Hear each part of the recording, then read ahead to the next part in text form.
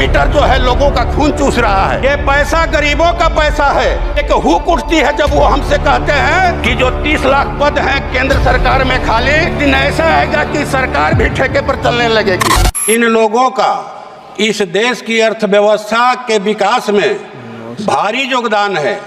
वो खेतों में खट करके अनाज पैदा करते हैं, देश का पेट भरते हैं। वे बड़े बड़े कल कारखानों की चिमनियों से धुआं निकालकर उत्पादन में सहयोग देते हैं। मेहनत करके सुंदर सड़कें बनाते हैं, ऊंची गगनचुंबी इमारतें बनाते हैं। पूरे देश को अपने श्रम से स्वर्ग बना रहे हैं और उनको रहने के लिए मैंने कहा जाए कि नरक में जगह मिला है।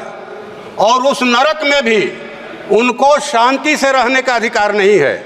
विकास के नाम पर, सौंदर्यीकरण के नाम पर, अतिक्रमण के नाम पर हमेशा उनकी झोपड़ियों पर बुलडोजर चलाया जाता है। इसलिए मैं सरकार से ये मांग करता हूं कि देश में वो भूमि सुधार लागू करे।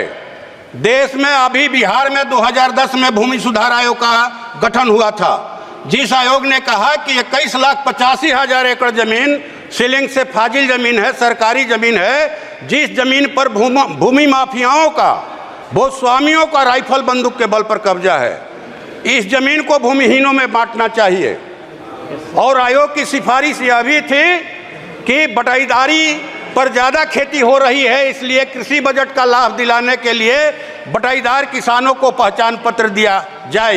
ये बिहार एक राज्य की बात है।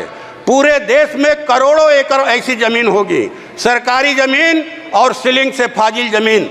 मेरी मांग है आपके माध्यम से सरकार से कि देश में भूमि सुधार लागू किया जाए और भूमिहीनों को खेती लायक जमीन और बासगीत जमीन दिया जाए। कि 11 करोड़ निवेशकों का 2.5 लाख करोड़ रुपया सहारा इंडिया में जमा है महोदय।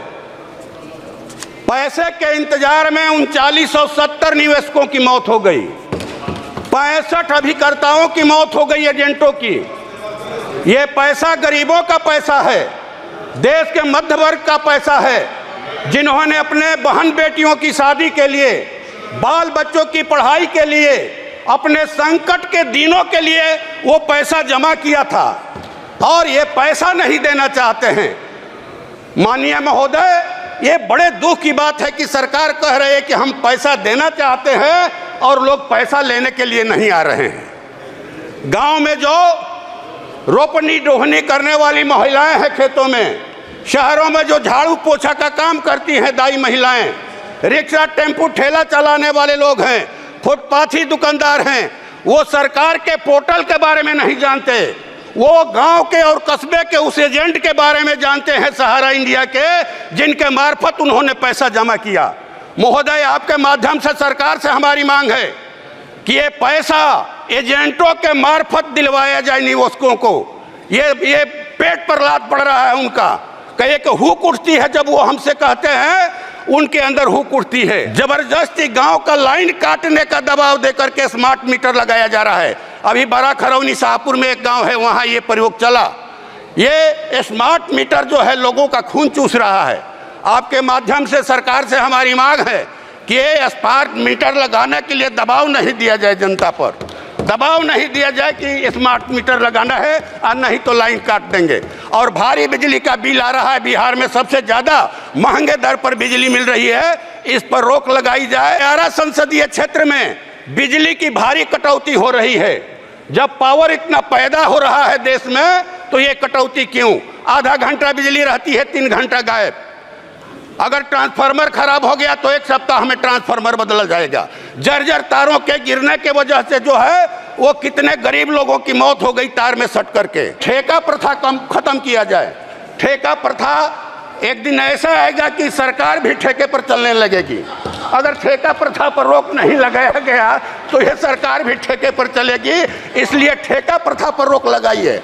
आंगनबाड़ी सेविका, सहायिका, आशा कर्मी, जो जितने स्कीम वर्कर हैं सबको सरकार अस्थायी करे, उनका वेतनमान तय करे और जो 4 श्रम कोड लाए गए हैं मजदूरों के खिलाफ में, उसको सरकार रद्द करे। कुछ डिमांड है सरकार से हम लोगों की कि जो 30 लाख पद हैं केंद्र सरकार में खाली, उनको जल्द से जल्द भरा जाए।